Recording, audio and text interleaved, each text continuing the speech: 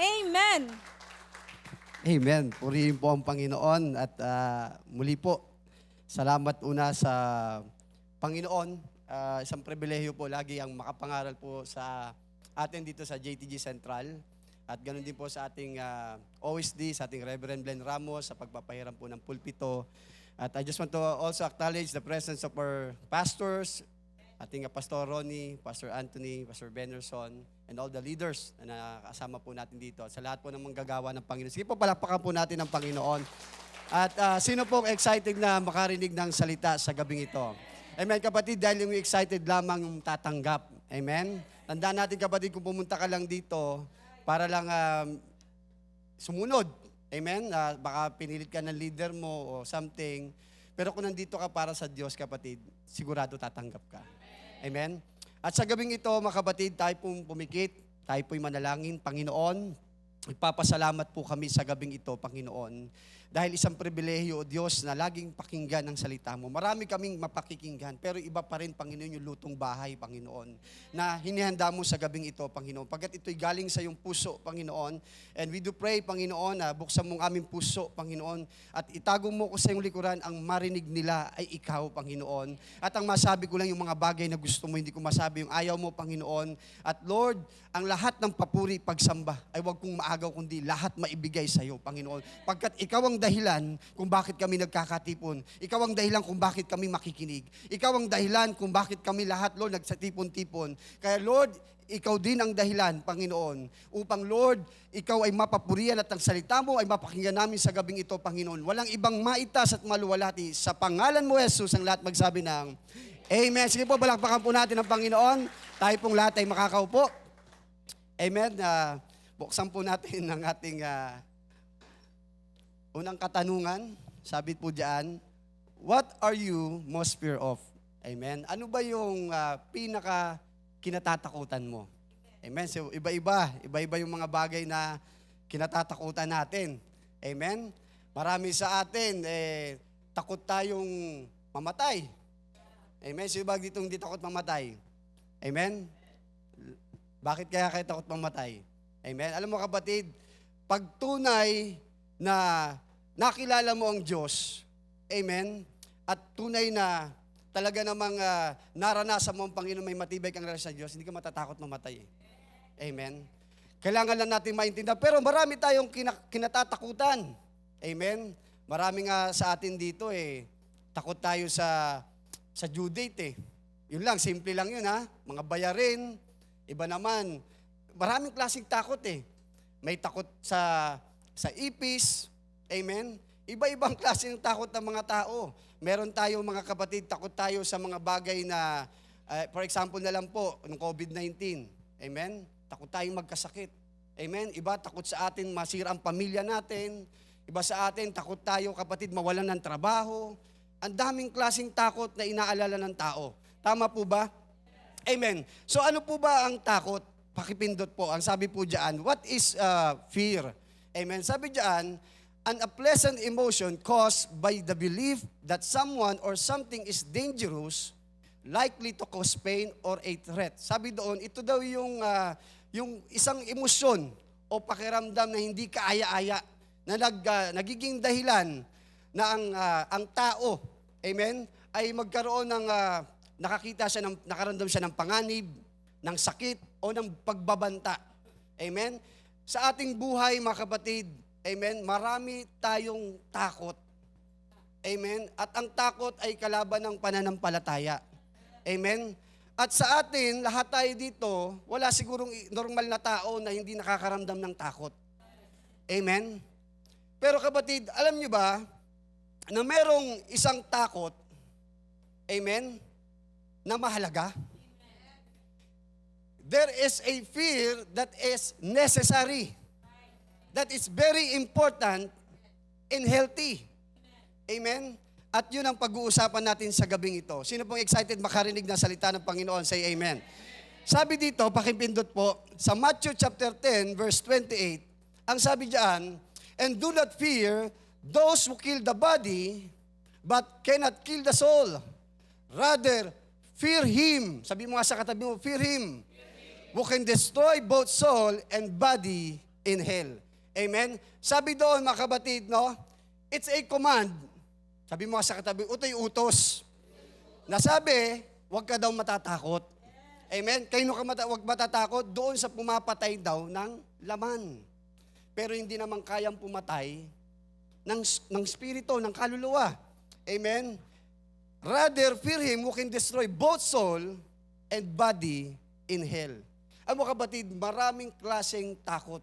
Pero I just want to emphasize tonight, amen, yung magkaroon tayo ng takot sa Diyos. Amen? At maintindihan natin, kapatid, na maraming tao, sabi diyan, amen, do not fear those who kill the body. Sinong tinutukoy doon? Yung tao. Marami takot sa tao kaysa takot sa Diyos. Amen po ba? At maintindihan natin, ano ba ang nagagawa ng pagkatakot sa tao at ang nagagawa ng pagkatakot sa Diyos? Kailangan maintindihan natin yung mga kapatid. Amen? Ano ba ibig sabihin? O bago po muna yon mga kapatid, this is the title of my message tonight. Makipindot po. Ang sabi dyan, basahin nga natin, 1, 2, 3, go. Fear the Lord. Parang hina naman, with conviction, 1, 2, 3, go. Fear the Lord. Amen? Matakot tayo sa Diyos. Matakot tayo sa Panginoon. Dahil sa panahon natin ngayon, mga kapatid, ang katotohanan, mas maraming takot sa sasabihin ng tao kesa sa sasabihin ng Diyos. Amen ba? Maraming takot, amen, sa tingin ng tao kaysa sa pagtingin sa kanya ng Diyos. Amen? Maraming tao ngayon nakabase kung anong pagtingin ng tao, hindi pagtingin ng Diyos. Amen po ba? Kaya nga kapatid, balik po tayo, pakipindot po, bulayin po natin itong foundation verse natin. Amen? Sabi dyan, and do not fear those who kill the body, but cannot kill the soul, rather fear him who can destroy both soul and body in hell. Sabi dyan mga kapatid, Jesus is making a comparison. Amen? Pinagkukumpara ng Diyos yung tao doon sa Kanya. Sabi dyan, do not fear. Ulitin po natin, ito'y utos. Amen? Ito'y utos na huwag kang matatakot sa tao, kundi sa Diyos ka matakot. Ibig sabihin ng Panginoon dito mga kapatid, walang magagawa sa iyo ang tao. Amen? Kapag natakot ka sa akin, protektado ka. Amen? Marami sa atin, takot tayo sa magpuputol ng Meralco. Tao lang yun. Magpuputol ng tubig, tao lang yun. Marami takot sa sasabihin ng doktor na may sakit kang kanser, etc. Tao lang yun. Matakot ka sa Diyos. Amen? Kapag naintindihan mo, amen, at naunawaan mo kung anong takot sa Diyos, hindi ka matatakot sa tao. At yun ang pag-uusapan natin. To encourage us, kapatid, that better or rather, amen, to fear the Lord than to fear men. Amen? Dahil ang sabi diyan mga kapatid, amen, huwag kang matatakot. Dahil maraming example na lang kapatid, huwag kayong magagalit sa akin, okay lang po ba? Amen? Kainin natin ang salitang ito. Marami sa atin ganito. Mas takot tayo sa boss natin kesa sa Diyos. Bigyan ko kayo ng example para mas maintindihan po natin. Bakit tayo natatakot sa boss natin? Kasi alam natin, may kakayanan sila, may ability sila, tanggalin tayo sa trabaho. Tama? Ayaw nating malate. Kasi mapapagalitan tayo. Takot tayo sa boss natin kasi alam natin yung authority nila, yung kaya nilang gawin. Pero ito naman, tanong ko sa iyo, ang Diyos ba hindi ka kayang tanggalan ng trabaho? Kung kaya ng tao, kaya din gawin ng Diyos. O bakit ka matatakot ngayon sa tao? Tama ba? It does make sense. Kasi isipin mo kapatid, ang tao kapag tinanggal ka sa trabaho, wala ka nang pupuntahan. Pero ang Diyos, kung matanggal ka man dahil sa Panginoon, ang Diyos din naman kaya kang bigyan ng trabaho. Ngayon kapatid, bakit ka matatakot? Kapatid, for how many years, I just want to encourage lahat po ng nagtatrabaho. Hindi ko po sinasabing ito para po magmalaki sa inyo, kundi para po magbigay ng kaluwalhatian sa Diyos. Kasi kapatid, alam ng Diyos ang gagawin niya kasi Diyos siya. Kailangan maintindihan mo kung gaano ka-sovereign, yung sovereignty ng Panginoon para hindi ka matakot. Example na lang, ano ba ibig sabihin ng fear of God? Yan ba yung kailangan matakot ka sa Diyos? No, ito po yan, pakinggan niyo po. Fear of the Lord Meaning, kapatid, you are aware of God's sovereignty. You recognize His authority and power. Alam mo ang pagiging Diyos niya. Alam mo makapangyarihan siya. You give highest reverence. Hindi yung natatakot ka, kundi mataas na respeto sa Diyos. Mataas na pagsamba sa Diyos. Na kahit kanino hindi mo kayang ibigay, sa Kanya mo lang ibibigay. Hindi mo siya pwedeng ipantay sa tao. Kung gaano ka natatakot, kapatid, sa tao, huwag mong ipapantay sa Diyos. Huwag na huwag, kapatid. Kaya nga, kapatid, kapag may takot ka sa Diyos, kahit anong sabihin ng boss mo, hindi ka matitinag eh. Kasi alam mo, kapatid, kung anong tinatayuan mo. And hindi ko lang po yung kinikwento, naranasan ko yan. Kasi ang hirap magpatotoo kung di mo naman naranasan, kinuha mo lang sa Google. Iba kapag ikaw mismo naka-experience. Kapatid, uulitin ko po, sa lahat po sa atin, huwag tayong matatakot sa tao. Alam nyo, kapatid, para po ma-emphasize natin yan, magbibigay po ako ng maraming halimbawa po sa inyo. Amen? Sino pong excited na makarinig ng salita ng Panginoon? Amen? Kaya, kapatid, sabi mo ka sa katabi mo, huwag kang matatakot sa tao. Sa Diyos ka matakot. Kasi bakit? Isipin mo, kapatid, di ba? Naglilingkod ka sa Panginoon, pero mas malaki ang boses ng tao sa'yo. Mas, kapatid, mabigat ang sinasabi ng tao sa'yo kesa sa sinasabi ng Diyos. Masyado kang attracted sa tao kesa sa Diyos. Kapatid, uulitin ko po, tanungin natin ang ating sarili. Kapag ang tinig ng tao, mas apektado ka kesa sa sasabihin ng Diyos sa'yo, may mali. May mali. Kaya ka minsan, isang sit-sit pa lang, yung Diyos sumisigaw na. Nukonvict ka na ng Holy Spirit, baliwala lang sa'yo. Pero pag ang tao, aamba pa lang, nanginginig ka na. Amen? Kapatid, gusto nyong maranasan, sino dito gustong maranasan ng Panginoon? Sino ditong gustong maranasan himala ng Panginoon? Subukan mo ang Diyos. And I guarantee you, 100% hindi kayo papayahan ng Diyos. O sabihin natin, for the sake of argument, hindi pa hintulutan ng Diyos. Kasi minsan, para bagang sa atin Lord, nagtiwala ako sa iyo, palpa ka pala. No, tandaan niyo po ito. Kung hindi man ipahintulot ng Diyos, sinisigurado ko sa iyo, kapatid, may mas magandang gagawin ng Diyos sa iyo. Siguradong sigurado po yan. Kasi walang nagtiwala sa Diyos na ipinahiya niya. Kailangan mo lang maintindihan kung gaano kalaki ang Diyos sa pinaglilingkuran natin. Kapatid, uulitin ko po sa inyo, kapag mas takot ka sa Diyos kaysa sa tao, mababago ng tuluyan ang buhay mo, kapatid. Sobrang babaguhin ng Diyos ang buhay mo. Hindi ka na magiging katulad ng dati. Alam mo, kapatid, napakahirap magpaalipin sa tao. Mas magandang magpaalipin sa Diyos. At maiintindihan natin lalo yan kapag tayo nag-aaral ng salita ng Panginoon. Ano bang nagagawa ng pagkatakot sa Diyos? Bakit kailangan kong matakot sa Diyos? Hello? Sabi dito, mga kapatid, amen, pakipindot po. Simulan natin sa pagkatakot sa tao. Amen? Ito ang nagagawa pagtakot ka sa tao. Sabi diyan, fear of man will lead us to destruction. Dadaling ka ng pagkatakot mo sa tao sa pagkawasak. Amen? Dadaling ka niya sa pagkawasak. Kapag ang tao ang pinakikinggan mo, hindi ang sinasabi ng Diyos, darating sa punto, kapatid, magkakaroon ng distraction sa buhay mo. Amen? Just better, amen, to listen to the voice of God rather to the voice of men. Sabi diyan, mga kapatid, fear of man will lead us to disobedience. Alam, may kausap pa po ba ako? Amen? Sa kagustuhan mong i-please ang tao, minsan, kahit na, kapatid, labag sa kalooban mo, para lang, kapatid, mapagbigyan mo siya, gagawin mo. At lahat po ng mabasahin natin dyan, mamaya, maiintindihan po natin yan. Sabi dyan, will lead us to sin. Pag takot ka sa tao, itutulak ka nito sa kasalanan.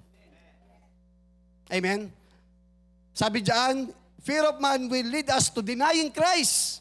Isipin mo, dideny mo pa si Kristo. Mawawala yung pagiging born again mo dahil sa takot mo sa tao. Sabi diyan, fear of man will lead us to being a people pleaser. Mas piniplease mo ang tao kaysa masaktan, kahit masaktan mo ang puso ng Panginoon, basta okay ang relasyon mo sa tao. Hello? Sabi diyan, fear of man will lead us to become dependent to people. Mas doon ka nakadepende sa mga pangako ng tao, sa kayang gawin ng tao sa'yo, kaysa sa kayang gawin ng Diyos sa'yo. Sabi diyan, fear of man will lead us to compromise. At kapatid, biglang nahimik ang kalangitan. Kapatid, it's very true. Maging totoo po tayo. Kasi ang sarap, alam mo kapatid, ang sarap pakinggan ng mga ganitong mga preaching. Hindi dahil ako nagpipreach kahit ako po yung nakaupo dyan mga kapatid, ang sarap pakinggan ng ganito. Kasi bakit dito? May kurot to may tagus to Amen? Merong bagay na sigurado pag uwi mo, may dala-dala ka. Amen? Sabi dyan mga kapatid, let's study the Word of God. Amen? Pakipindot po. Pakinggan po natin yung fear of man, ano nagiging dinadala nito sa tao. May kwento sa Biblia. Sino po nakakilala kay King Saul? Amen. Si King Saul po ay siya ang hari ng Israel bago po si King David. At ito ang naging dahilan kung bakit siya sinipa ng Diyos. Basahin po natin. 1 Samuel chapter 15, verse 1 to 3. Sabi dito, sinabi ni Samuel kay Saul, isinugo ako ni Yahweh upang hirangin ka bilang hari ng Israel. Kaya't pakinggan mo ang mensahe ni Yahweh. Ipinapasabi ni Yahweh ng mga kapangyarihan sa lahat, paparusahan ko ang Amalek, tulad ng ginawa niya sa Israel nang ito'y nilabas ko sa Egypto. Sabi sa 3, lusubin mo ang Amalek at lipulin silang lahat, wasakin mo ang lahat nilang ari-arian at huwag magtitira kahit isa. Patayin mo silang lahat, babae at lalaki mula sa pinakamatanda hanggang sanggol, patayin mo rin ang kailang mga baka, tupa, kamelo at asno. So kapatid, ganito. Nagbigay ng utos ang Diyos. Sabi, lusubin mo yung mga Amalekites. Sabi niya kay Saul. At ang sabi ng Panginoon, wala kang ititira. Sabi diyan, lusubin mo ang Amalek, lipulin silang lahat. At wala kang ititira. Yun ang utos. Wala kang ititira. Dapat zero talaga. Ngayon, pakipindot po. Sabi sa 1 Samuel 15:10-11, sinabi ni Yahweh kay Samuel, nanghihinayang ako sa pagkapili ko kay Saul bilang hari. Grabe. At alamin natin mamaya kung bakit, anong dahilan. Sabi niya, nanghihinayang ako. Pinili kitang manggagawa. Tinuruan kita. Ginamit kita. Pero ang Diyos biglang nakaparamdam ng paninibugo. Ngayon nanghihinayang ang Diyos. Marami sa atin ganito Kaya dapat natin maintindihan ito at maiwasan natin. Kasi bakit kapatid? Huwag nating hayaan dumating sa point ng Diyos manghinayang sa pagkapili sa atin. Tama ba? Pinili ka na ng Diyos. Sabi mo nga sa katay, pinili ka na ng Panginoon. I-maintain mo na lang, kapatid. Amen? Sabi diyan, sapagkat tinalikuran niya ako at sinuway ang aking mga utos. Amen? So ibig sabihin, nanghinayang ng Diyos kasi may ginawa si Saul, nilabag niya ang utos ng Diyos. Amen? Sabi diyan, nagalit si Samuel at magdabag siyang nanalangin kay Yahweh. Sige, pakipindot po. Next verse. Sumagot si Saul, sinunod ko si Yahweh. Ayan, sinabi niya, sabi doon, hindi siya sumunod, pero ang stand ni Saul, sumunod siya. Sabi diyan, sumagot si Saul, sinunod ko si Yahweh, pumunta ako sa pinapunta niya sa akin, biniyag ko si Agag na hari ng Amalek at nilipol ang Amalekita. Ngunit, pinili ng mga taong pinakamaiinam sa mga tupat, bakat hindi namin pinatay kasama ng iba, salip ay inuwi namin sa Gilgal upang hinandog kay Yahweh. So, ibig sabihin kapatid, ine-emphasize si Saul, parang nagyayabang pa si Saul dito Amen? Sabi niya, hindi, sinunod ko lahat ng utos ng Panginoon. Actually, pumunta ako sa sinabi niya, ginawa kong lahat. Pero kapatid, sinabi niya diyan, hindi namin pinatay. Amen? Meron siyang isang bagay na nilabag sa Diyos. Anong ulit ang utos ng Diyos? Ubusin ang lahat, walang ititira. Pero ang sabi ang ginawa nila, hindi namin pinatay kasama ng iba, sa halip ay inuwi namin sa Gilgal upang ihandog kay Yahweh. Amen? Ang ganda Tingnan mo kapatid, no? Ang sabi ng Panginoon, wala kang ititirang mga hayop. Pero pinili nila yung pinakamainam kasi ang thinking nila, ibibigay nila kay Lord. Offering. Amen? Pero tingnan mo kapatid, ano ibig sabihin? Pakipindot po. Sabi diyan, pakinggan niyo po magandang hangarin, ngunit mali ang pamamaraan. Marami sa atin ganyan. Ang ganda ng hangarin Lord, magbibigay ako ng aking tithes. Magiging tapat ako. Pero yung way, kung paano niya nakukuha yung pera, minsan sa pandaraya. Hello? Maganda hangarin, magbibigay sa church. Pero yung way, kung paano nakukuha yung pera, galing pala sa mali. Hello? Magsishare. Amen? Maganda nga rin, magsishare ng gospel. Doon sa bahay ng babae, hating gabi. Maganda nga rin. Pero mali ang pamamaraan. Amen? Marami rin sa atin, mga kapatid, sa mga Kristiyano sa panahon natin ngayon, magandang hangarin eh. Amen? Magandang hangarin eh.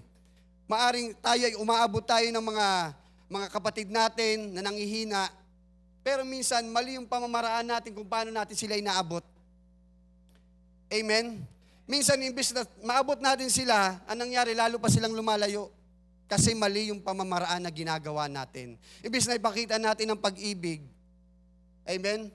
Nagiging self-righteous tayo sa harapan nila na para bagang lumalabas, parang ang sama-sama na nila. Imbes na mawin natin sila, lalo pa silang lumayalayo. Hello, may kausap pa po ba ako? Nakikinig pa po ba tayo? Sabi diyan mga kabatid, pakipindot po.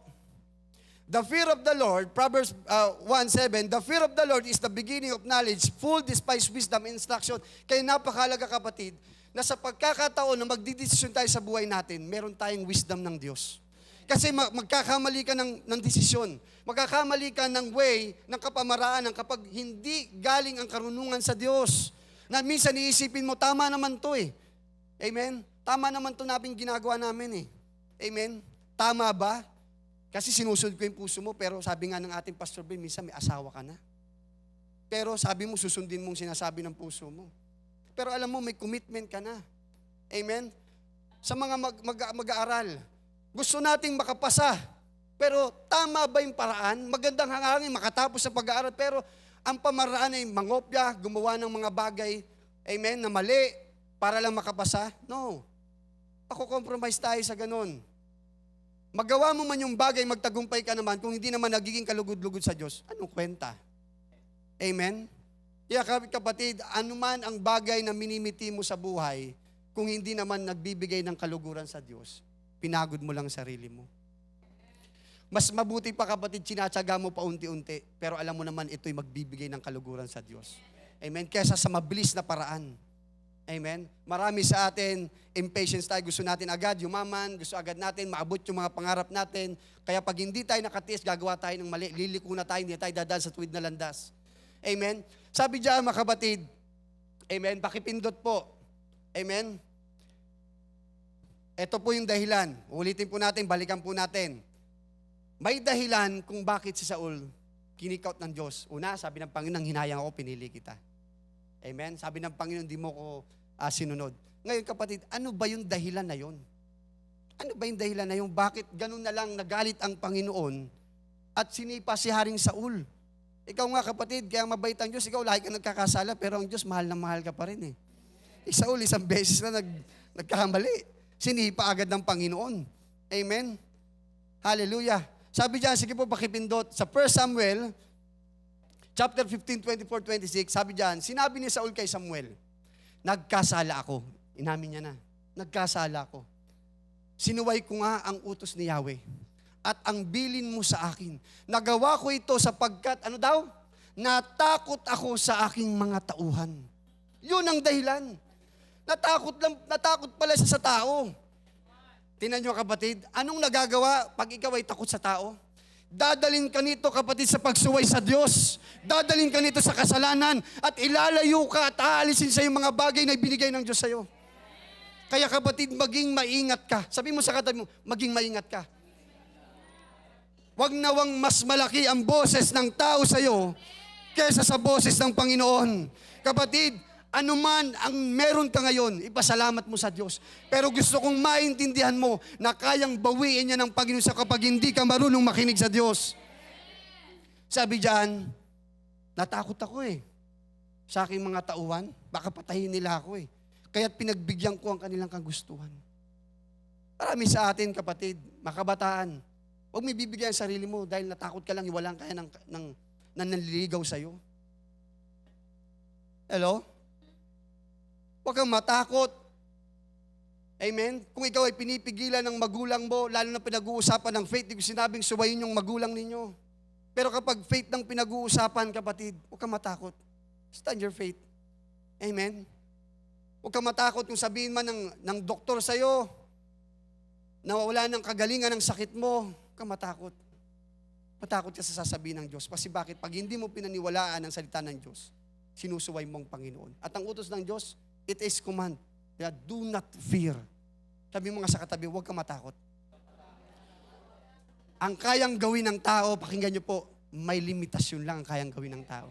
Pero ang Diyos na pinaglilingkuran natin, walang limitasyon sa Kanya. Ang lahat ay kaya niyang gawin sa mga taong may takot sa Kanya. Ngayon, bakit ka matatakot sa tao? Kapatid, I just want to encourage everyone. Stretch our faith. Tayo matatakot sa tao. Tao lang yan.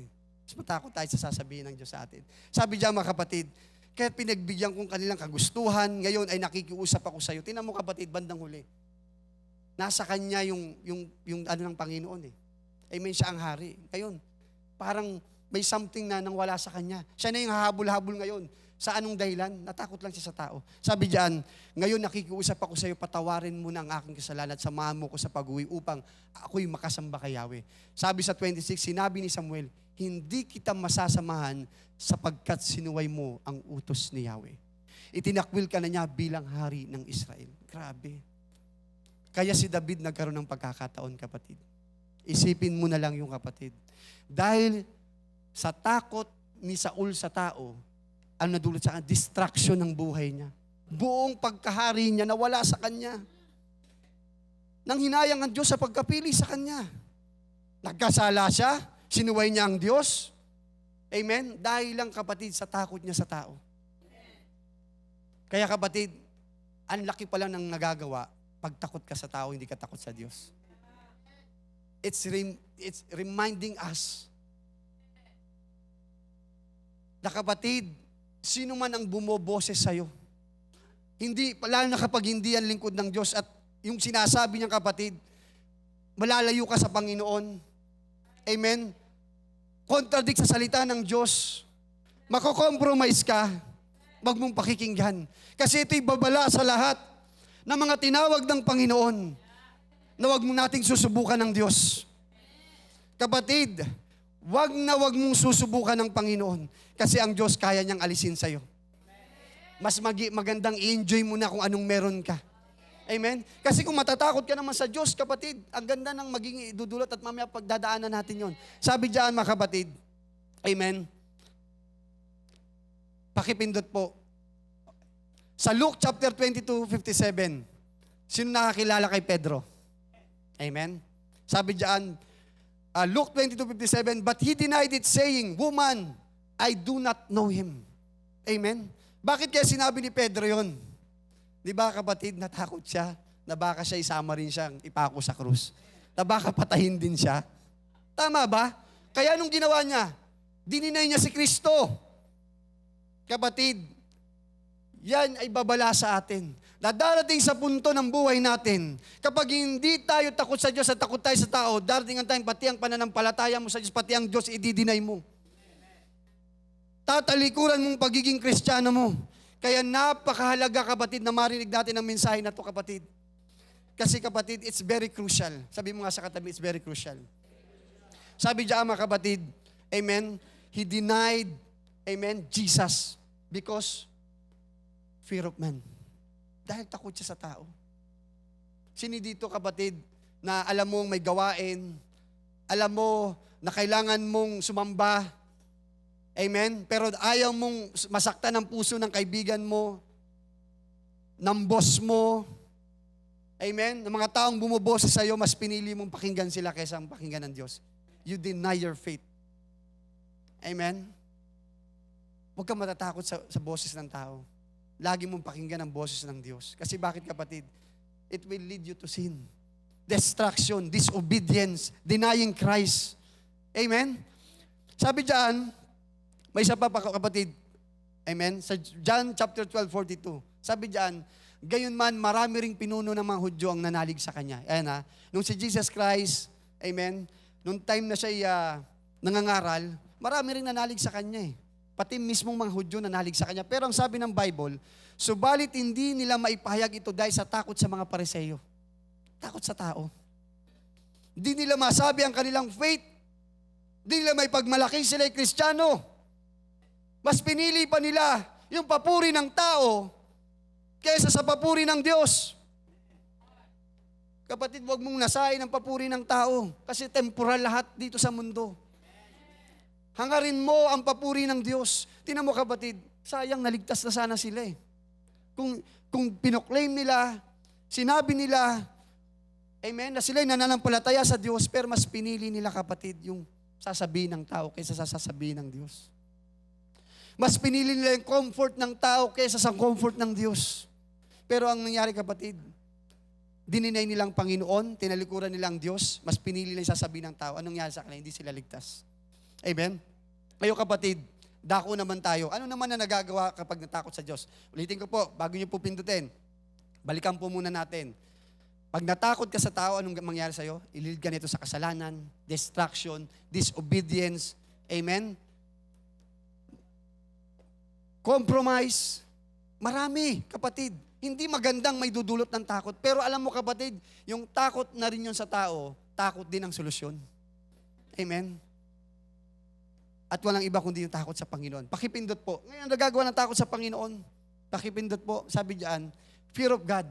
Fear of God, it will protect us from sin. Kapatid, alam mo ba kapag may takot siya sa Diyos, iingatan ka nitong mag-asala. Iingatan ka mag-asala. Di ba ang hirap kapatid na pigilan yung kasalanan? Ang sikretong matakot ka sa Diyos. Kasi alam mo ang Panginoon, kapag nagkasala ka, pakinggan niyo po, merong consequence sa Diyos. Amen? Alam niyo ba ang consequence, it's a blessing? Bakit kapatid? It's your protection. Kung walang consequence, anong gagawin mo? Ulit-ulitin mo lang naman eh. Tama ba? Pero kapag naramdaman mo, amen, kung ikaw bilang anak, pinalo ka ng magulang mo, alam mo, masakit. Hindi mo na gagawin. Tama? Pero kung wala ka namang consequence, ay pagpapatuloy ko, ang sarap pala nito.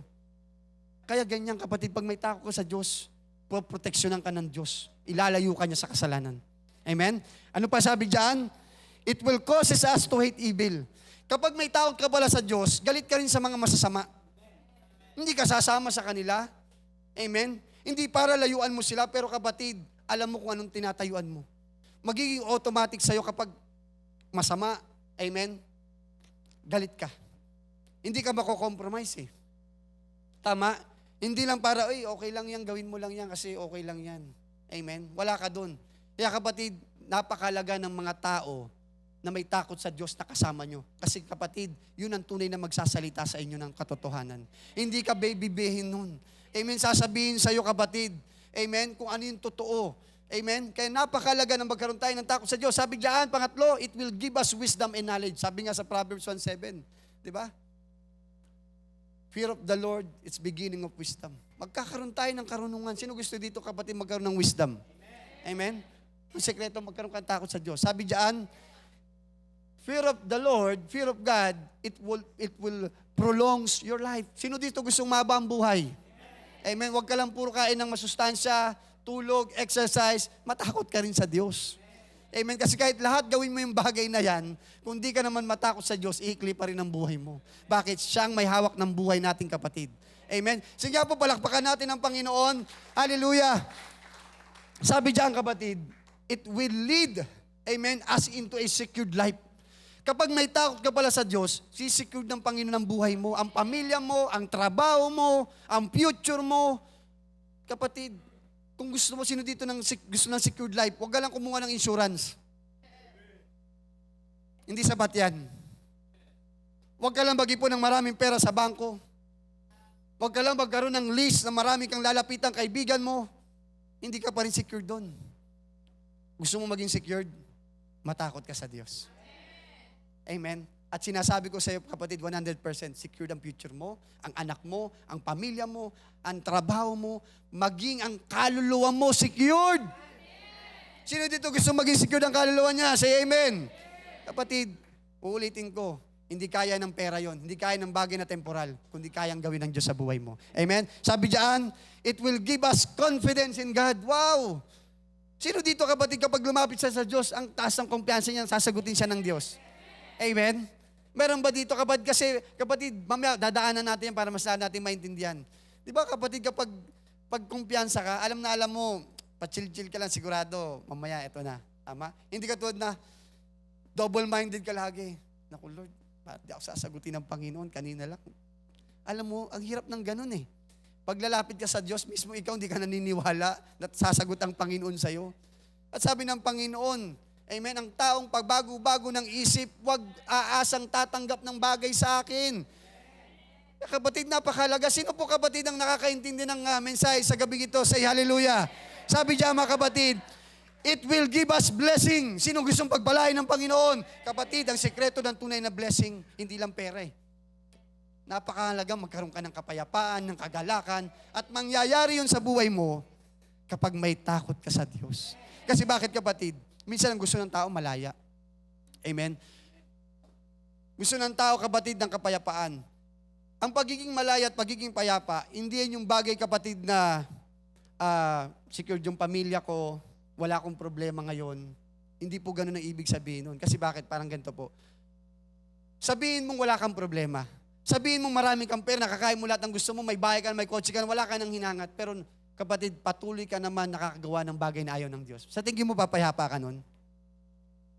Tama ba? Sa tingin mo ba magagalakan? No. Kapatid, alam na alam mo sa spirito mo kapag nasasaktan mo ang Diyos, wala kang kapayapaan. Dahil ang tunay na kapayaan pa kapatid, kahit may problema ka. Sabi mo sa katabi mo, kahit may problema ka. Amen? Ang importante, hindi mo nasasaktan ang puso ng Diyos. Payapa ka kapatid. Amen? Malaya ka. Yan ang tunay na kapayapaan.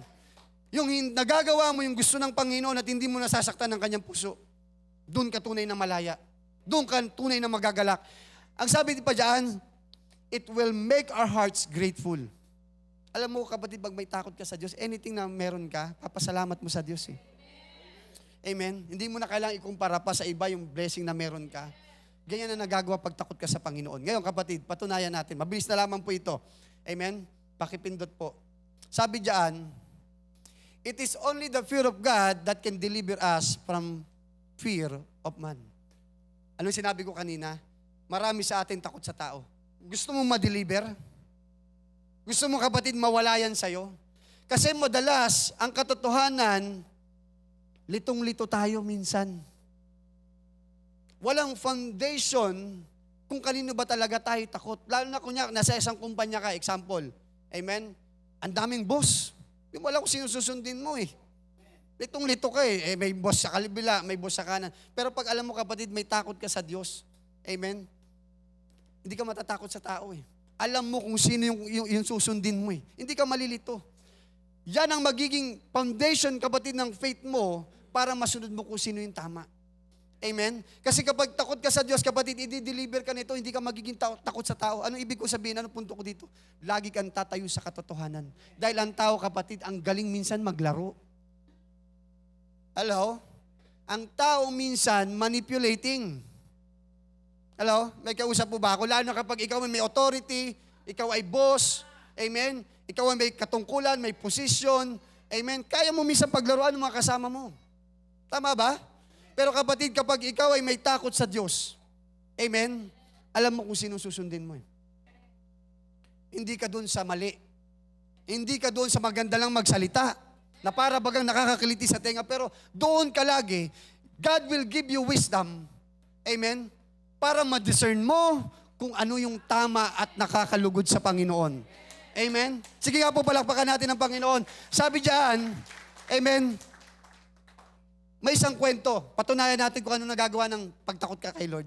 Ipapaliwanag ko rin po yung slide kanina. Sige niyo po, pakipindot po. Sino nakakilala kay Shadrach, Meshach at Abednego?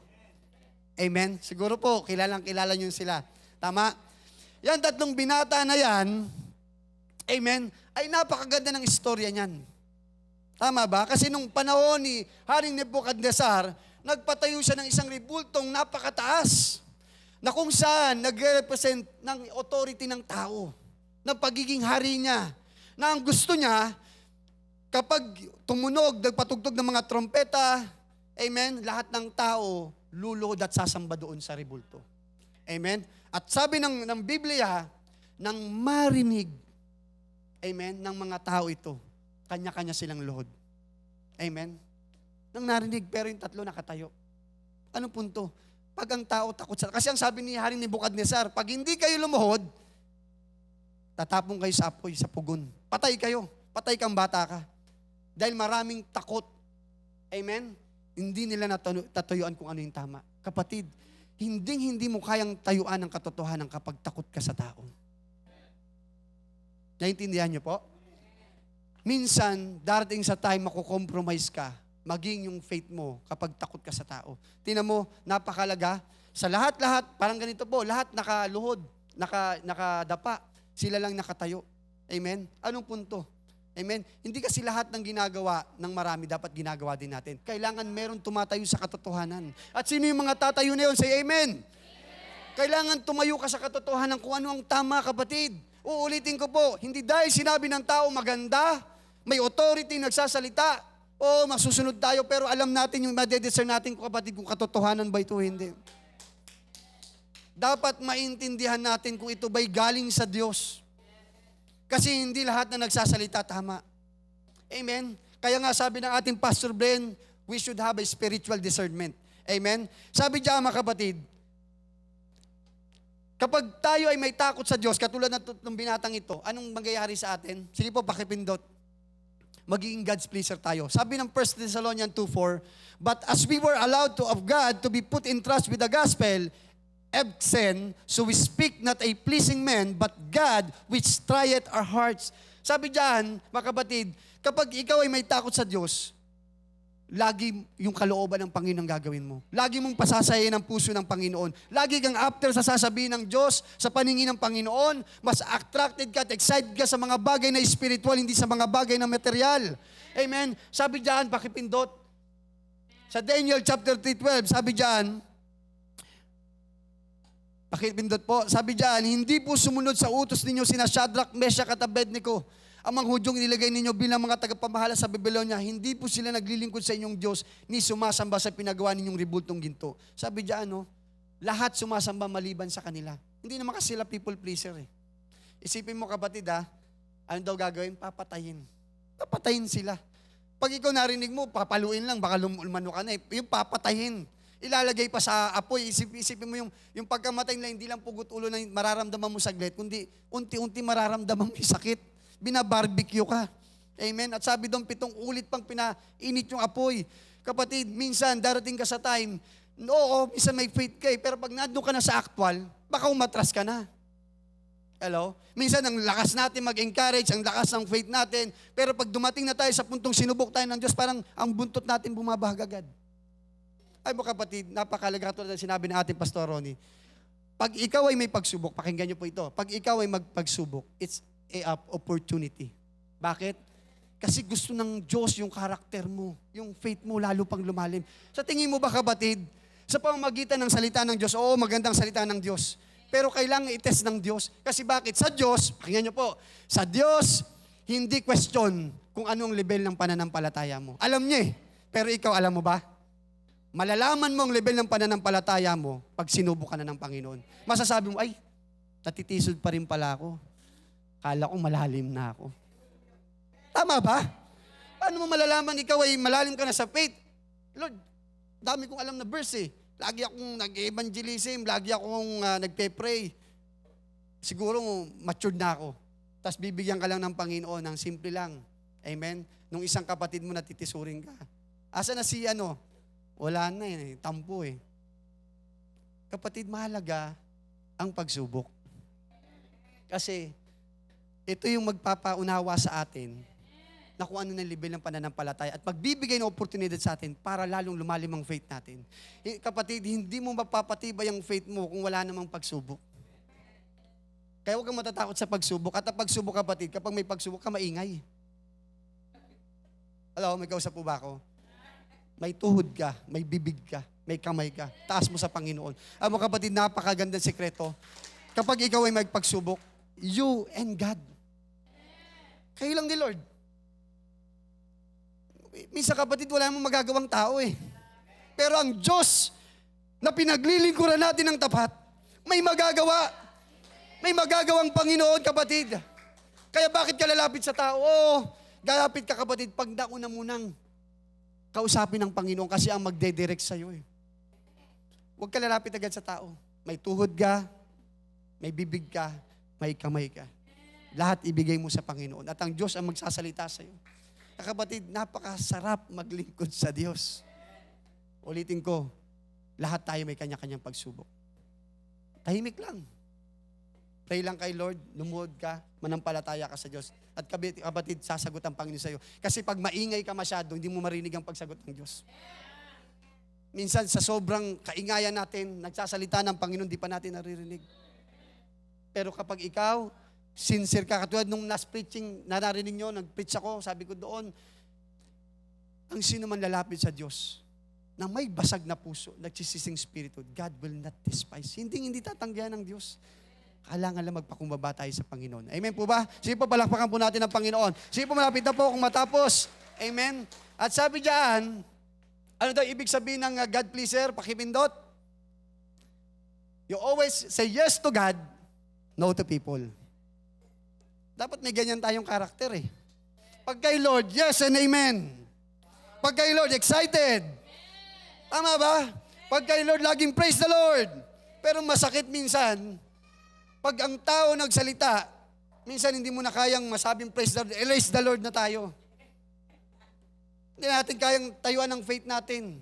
Kapatid, uulitin ko po, mapalad ka pag tumatatak sa puso mo to. Pag pinapakinggan mo to, bakit? Palalayain ka ng Panginoon. Kapatid, I tell you this, kapag ito'y tinanggap mo, sincerely, binubuksan mong puso mo, no? Kapatid, lalaya ka. Darating, kapatid, susubukin ka ng Panginoon at makakayanan mo magsalita para sa Diyos. Amen? Walang tao ang kayang magpabagsak sa'yo. Mataas man yan o mababa, kapatid. Pakinggan mo lang sinasabi ng Panginoon sa'yo. Magkaroon ka ng takot sa Diyos at mangyayari, kapatid, yung mga bagay na hindi mo nararanasan, mararanasan mo. Ang sarap kaya, kapatid, kapag yung mataas na sa atin. For example, naalala ko lang po yung boss ko. Isipin mo share ko lang po mabilis. Sa amin, naalala ko kasi may allowance kami. Pag umabsent ka, 10,000. Parang isang trabaho mo na yun kung ikaw ay minimum eh. Pag umabsent ka, pero kapatid, I don't care. Okay lang ako mawala ng pera. Huwag lang ako mawala ng Diyos. Ito ba, Pastor, Brother Eric, parang ang babaw naman. Kasi isang araw lang naman, maintindihan naman ni Lord dyan eh. Sa inyo mababaw, pero sa akin, kapatid, mabigat sa akin yun. I'll take this seriously. Amen? Dahil alam ko ang relasyon ko sa Diyos at kilala ko ang Diyos sa pinaglilingkuran ko. Kaya baliwala sa akin mawalan ako ng pera basta maranasan ko ang Panginoon. Kapatid, kapag hindi mo naiintindihan ang faith na yan, mas takot ka sa tao. I guarantee you, 100%, kapag hindi mo naiintindihan yung ganyang faith, takot ka sa tao. Kapatid, alam mo nangyari? Sinubukan ko ang Panginoon.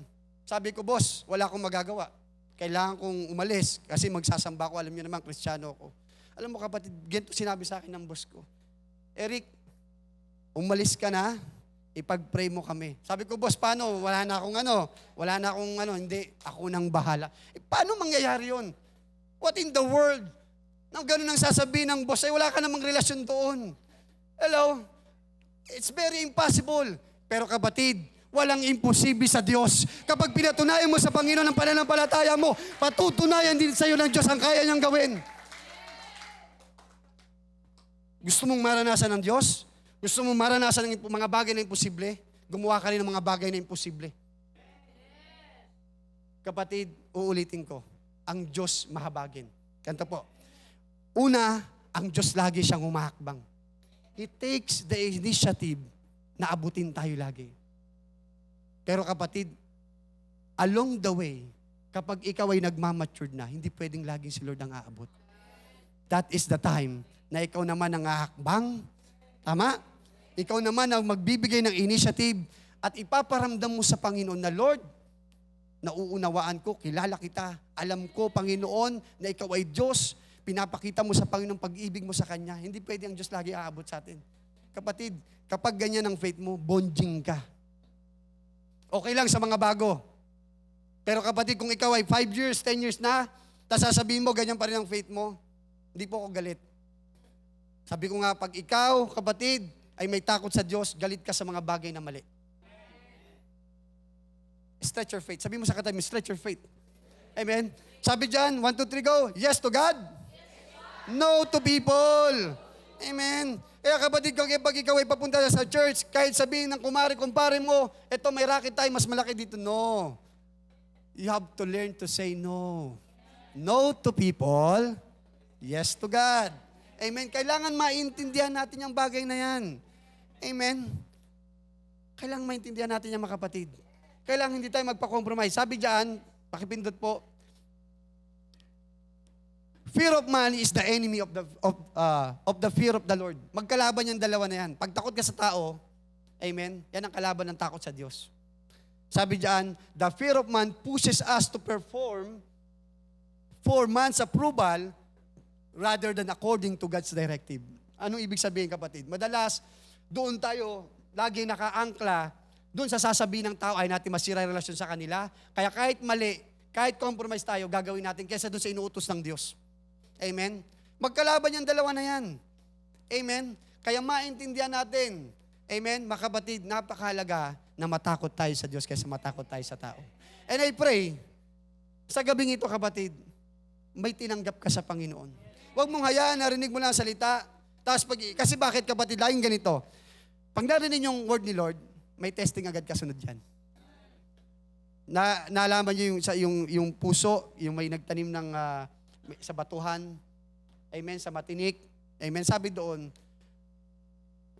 nung dumating ang pagsubok, dahil sa mensahe, ibig sabihin, kapag nakarinig ka ng mensahe ng Diyos, may pagsubok na darating sa'yo. Kasi tetest ka. Ikaw ba talaga nakikinig ka? Ikaw ba talaga binubuksan mo ang puso mo? O andyan ka lang para masabi lang na nakinig ka? May testing. At yung mga tao lang na bukas ang puso at handang sumunod, yun lang din ang lalago. Kaya tanungin mong sarili mo, bakit hindi ka lumalago? Baka mamaya, kapatid, puro ka lang pakinig, wala kang application. Amen? Wala kang paglakad.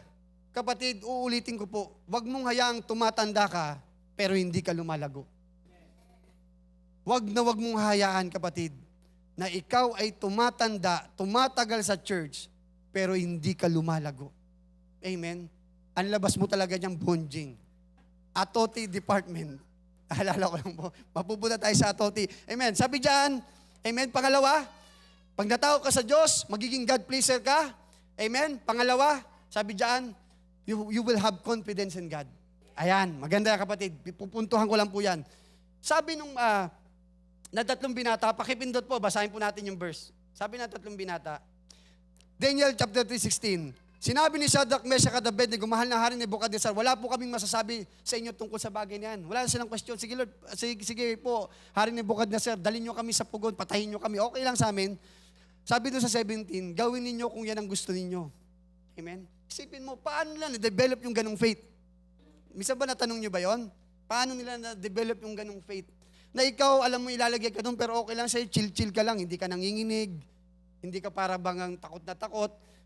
Sabi niya sa 17, gawin ninyo kung yan ang gusto nyo. Ang Diyos na aming pinaglilingkuran, ang magliligtas sa amin sa naglalagablab na pugat mula sa inyong kapangyarihan. They are very confident.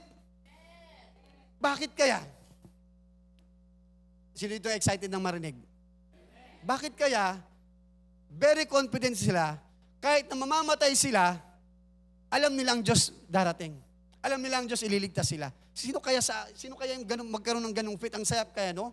Na pag dumating ang, alam mo na sa kagipitan ka, ang Diyos tutugunin ka. Sabi diyan, pakipindot po, Psalms chapter 33, 18-19. Behold, the eye of the Lord is on those who fear Him. Sabi diyan, on those who wait for His faithfulness to rescue their soul from death and to keep them alive in famine. Ano ibig sabihin, kapatid? Yung mata daw ng Diyos nakatingin sa'yo, doon sa may mga takot sa Kanya. Ibig sabihin, kapatid, 101% God is watching you always. Hindi ka pababayaan ng Panginoon. Nakatingin ang Diyos sa'yo, kapatid. Poproteksyonan ka ng Panginoon. Kapatid, isipin mo kung magkaroon ka nga ng guard, ng bodyguard, nakatingin sa'yo, parang safe na safe ka eh. Eh, ang Diyos pa kaya pag nakatingin sa'yo, 24/7. Paano mo? Kaya tinan mo yung tatlong binata, they're very secured. They're very confident. Na kapag dumating, kahit ihulog sila, alam nila may Diyos na tinan mo, Bakit nila mababanggit yung word na yun? Ang Diyos na aming, pakibalik nga po doon, sabi doon, ang Diyos na aming pinaglilingkuran. Even they're serving, amen, Nebuchadnezzar. But meron talagang silang Diyos na pinaglilingkuran nila. Kahit nalipat sila kapatid doon sa lugar na yon, sa Syria, amen, hindi sila sa Babylonia, hindi sila kapatid nagbago ng Diyos na pinaglilingkuran. Hindi sila nagpa-compromise. Actually, noong time na yon, sabi kumain sila ng alak, uminom sila ng alak at kumain sila ng karne ng pagkain ng hari. Pero sabi na gulay lang sa amin. Hindi kami tatalikod sa Diyos namin. Dito kami lumaki, itong faith namin, dito kami. Kaya kapatid Simo, they're very confident. Gawin ninyo kung yan ang gusto ninyo.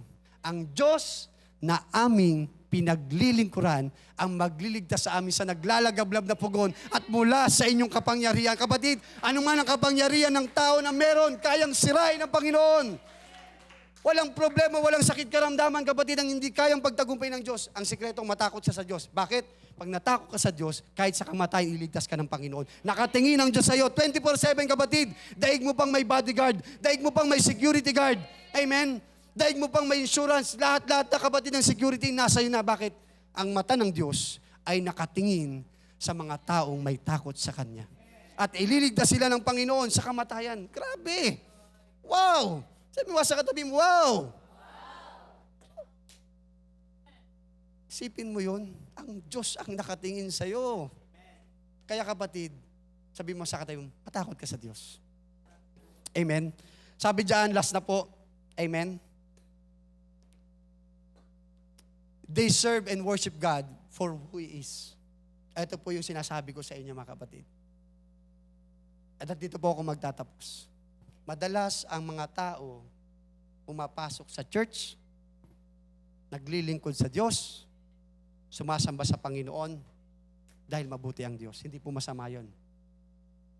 Nagpapala tayo ng Diyos. Binibless tayo ng Panginoon. Mga anak natin kung may sakit, pinagagaling, malusog mga anak natin. Kaya anong ginagawa natin? Pinasasalamatan ng Diyos. Tama, okay naman. Pero kapatid, itong magandang attitude at maranasan natin. I pray in the name of Jesus, lahat tayo umabot tayo sa punto na maunawaan natin yung pananampalatayang ito. Napupunta ka sa church, hindi dahil mabuti ang Diyos, kundi kung sino talaga siya. Hindi dahil nakaranas ka ng himala, hindi ka nakaranas ka kapatid ng pagpapala, amen, kundi kung sino talaga siya. His divine sovereignty, kapatid. Kung ano ang pagiging Diyos, kapatid. Kung paano mo siyang sinasambat, pinasasampalatayan. Kaya lang sabi ng tatlong binata, at dyan po ako magtatapos, sabi dyan, kapag ikaw, kapatid, pumupunta ka sa church, naglilingkod ka sa Diyos, dahil hindi mabuti ang Diyos, hindi dahil pinagpala ka, makikilala mo ang Panginoon, sasambay mo siya kung sino siya. Sabi sa Daniel chapter 3:18, kung hindi man niya kami iligtas,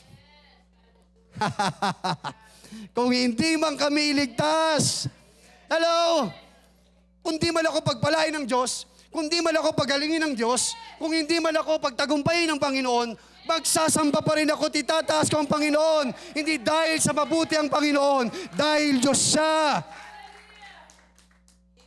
Kapatid, kapag naintindihan natin yan, kapatid, malaking magagawa niyan sa pananampalataya natin. Wow! Isipin mo yan. Kaya nga sabi niya, kung hindi man niya kami iligtas, bakit? Kapatid, natutunan nila na hindi lang sila naglilingkod sa Diyos dahil mabuti ang Panginoon sa kanila.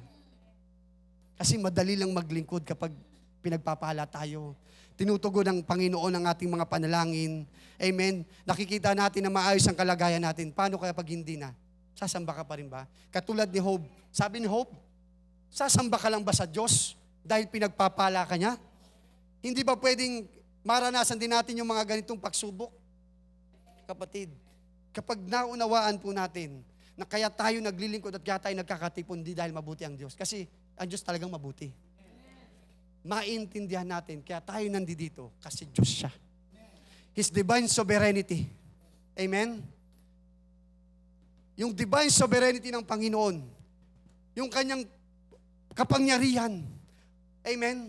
Na bakit siya kailangang sambahin kasi Diyos siya. Siya ang lumikha sa atin. Alam natin kung sino siya, ang kapangyarihan na kayang gawin. Kaya tayo nagbibigay ng buhay sa Panginoon. Amen? At kapatid, kapag naunawaan natin yung bagay na yun, pagpalain ka man ng Diyos, hindi ka malalayo sa Diyos. Dumating man ang pagsubok, kahit ngayon, may sakit ang mga anak natin, hindi mo iiwan. Amen? Nandito ka kasi bakit? Alam mo, ang Diyos na pinaglilingkuran mo, kayang pagalingin ang anak mong may sakit. Kaya kang pagpalain, kaya kang baguhin. Kapatid, please, JTG Church, lumago tayo sa Diyos. Kilalanin pa natin ang Panginoon. Hindi lalago ang isang Kristiyano, kapatid, kapag hindi ka, kapatid, nagnanasang makilalang Diyos. Hindi ka, kapatid, lalago sa Panginoon kapag hindi ka nagbibigay ng matinding oras sa Panginoon. Kapatid, kung gusto mong makilala ang Panginoon, you have paid the price. Kailangan talaga, kapatid, kung paano ang isang mga magagaling na atleta nagtagumpay, hindi yung dahil, kapatid, nagpakuya-kuya-kuy lang sila. They discipline themselves. They practice. Katulad natin, kapatid, may Biblia. Basahin natin ang Biblia. Huwag tayong magsawa. Basahin ang Biblia. Tingin natin sa banal na Espiritu na maintindihan natin ito. Pero kapatid, kung tatamad-tamad ka lang, araw-araw pinapalipas mo nang wala kang pagbabasa ng Biblia, amen? Hindi mo kinakausap ang Diyos, hindi ka nananalangin, mag-expect ka pa lalago ka sa Diyos. Kahit marami kang naririnig na preaching, kahit yung preaching kayang bumago ng buhay ng tao, kung ikaw naman hindi mo i-apply sa buhay mo, wala po yan. Mananatili lang yung pagbabago sa mga taong tunay na makikinig at lalakad noon. Kapatid, maintindihan natin. Maintindihan natin, katulad ng 3 binata, we are serving God. We are here, we worship God, not because He is good, but for who He is. Kung sino talaga siya. Sinong gusto nun? Sige po, tayong lahat ay tumayo. Hallelujah. Sino dito gusto magkaroon siya ng takot sa Diyos? Kailangan, kapatid, kung gusto magkaroon ng takot sa Diyos, una, maintindihan mo kung gaano ka makapangyarihan ng Diyos. Hanggat hindi mo naiintindihan ng authority ng Diyos at kaya niyang gawin, hindi ka matatakot sa Diyos. Amen? And I pray sa gabing ito, ilagay ng Diyos sa puso natin, mga kapatid. From tonight, aalisin ng Panginoon yung takot natin sa tao at bibigyan niya tayo ng takot sa Diyos. Kapatid, napakabait ng Diyos. Wala siyang katulad. I'm praying every day, Lord, gusto kong makilala pa kita. Wala ko ibang gusto sa buhay, kapatid, kundi makilala kong Diyos. Yun, kung may bagay akong hinihingi, yun. Hindi ako humingi ng mga bagay, kapatid. Pero, the only thing that I keep asking sa Panginoon, Lord, makilala kita. Lumalim ang relasyon ko sa iyo. Ang karanasan ko sa iyo, Panginoon. Lord,